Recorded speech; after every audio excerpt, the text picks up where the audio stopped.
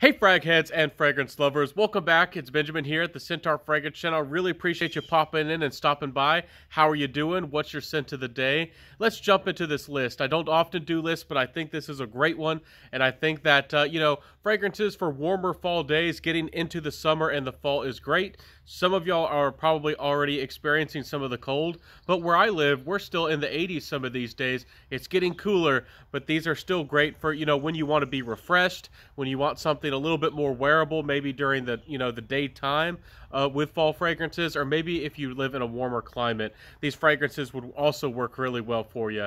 So it's always good to have something refreshing, even for the fall, and maybe getting a little bit into the winter as well. Anyways, the first one I wanted to showcase was Kieran NYC's, none other than 10 AM Flirt. If I've spoken very highly about this fragrance in the past, I wanted to mention this one first because I think it's probably the most mass appealing and the most likable to just about everybody out of the list. It's also very, very unisex. So you get a lot of gardenia. It smells like fresh cut grass as well. And it has a really nice fig. The fig isn't too sweet. It's not too jammy. It's almost like a fig juice. So fig juice, fresh cut green grass, and a beautiful gardenia. And, I often don't have... gardenia might scare off you guys who watch my channel, who perhaps like more masculine fragrances, but trust me, I think that a lot of you guys might be missing out. There's a lot of gardenia here, but y'all know that I like masculine fragrances, and this stuff is really nice, guys. I can pull it off, I can wear it, and it would be very nice to share with your significant other. So check it out, 10 AM Flirt by Kieran NYC. Surprisingly attractive and surprisingly likable, and and it's a little bit simple as well, but surprisingly good. So let's jump to the next one, guys. You're gentlemen here, probably watching my channel. You're probably like, where's the gentlemanly fragrances? Here it is, guys. This is none other than Acqua di Parma Colonia Intensa. Now, if you're familiar with the Colonia line, which is a classic, almost like a cologne style of fragrances, that's what it was supposed to be, Italian cologne style, fresh and Italian, a little bit woody, they almost feel like they have some sage or some basil nuances to them. This one really is it's still versatile, it still has some freshness to it, it still feels like it has lemon underneath everything going on in this fragrance. But this fragrance feels a little bit more leathery, a little bit more woody, and really, really is just a classic fragrance. A little bit more spice as well. This one certainly has those fougere vibes if you're into the barbershop fougere scenes, but this one is also a little bit more modern. This kind of brings that fougere vibe a little bit into the 20th century. I think that, a man who's maybe 25, maybe a little bit plus, maybe he's a little bit of an old soul, and then, of course, the gentleman out there. I'm still in my 20s, and this is a great fragrance. To me, one of the most wearable and one of the best fougere style fragrances out there.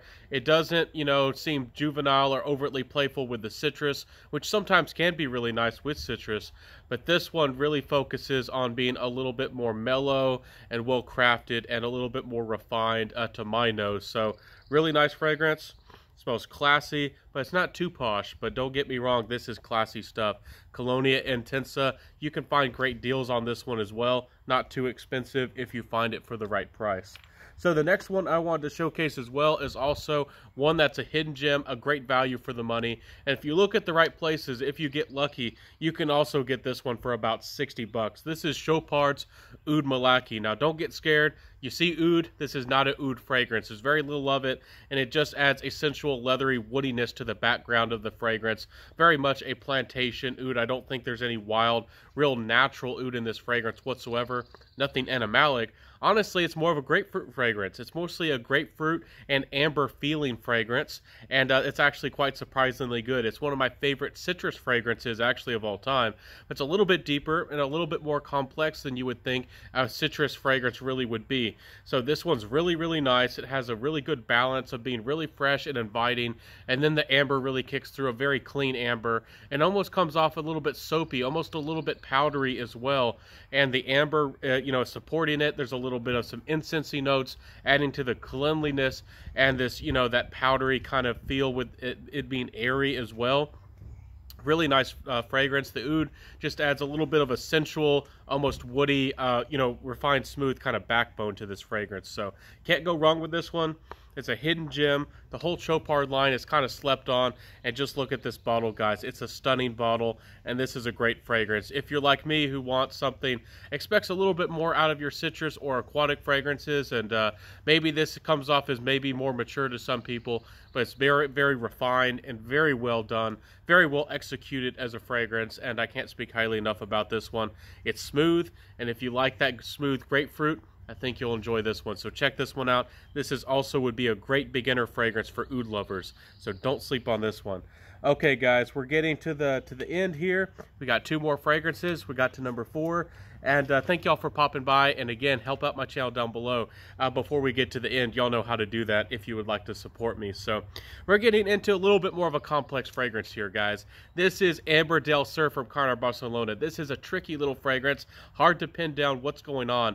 But first off, you get some golden pine kind of quality from this fragrance. Yes, I said golden pine. It reminds me of pine needles. I'm very familiar with pine trees. And the needles, as they age, they become a little bit golden before they become dark, and they have a little bit of an aroma to them. This fragrance has that, but it's not a green pine. I think a lot of people, when they see this fragrance or when they think of pine, they think of, a forest, and they think of green. That's what they're familiar with. Maybe their Christmas tree, when they were a kid. This is not that kind of smell, even though it does capture pine very well. It has a golden quality about it, almost a resinous quality behind this fragrance, and it's supposed to capture an Italian island. So again, Mediterranean, exotic kind of vibes going on with this fragrance. I really do like it. It also puts a real big spin on this fragrance also with patchouli and vanilla. It's a really interesting combination. The vanilla is here. It is somewhat sweet, but it's really subdued by the patchouli. But it has this really interesting dance of notes. It's really interesting and exotic. Also, adding to the exoticness is some animalic qualities that come through. It's a very clean as far as animalic goes, but you will be able to notice it up at front. On the when you first smell the fragrance, but they'll quickly go away and kind of add just a sensuality and kind of almost an intense musk to this fragrance. So this is a very complex fragrance. If you're not into niche, if you're into niche, I think you'll find this is a good balance of something that's creative but also wearable. I really do like this fragrance.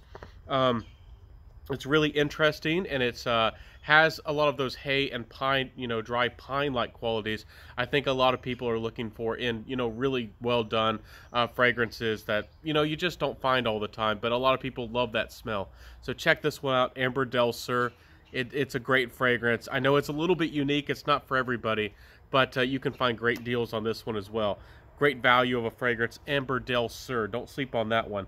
So the last one I wanted to mention for my favorite, fall, transition fragrances from the summer to the fall. Again, maybe a hotter summer day comes around and you just want something a little bit refreshing instead of just some of those deeper, darker coffee, leather, tobacco fragrances that you have. And maybe you want something for, it's when it's a little bit hotter during the day, and you could also wear this, and it, would transition very well into nightwear.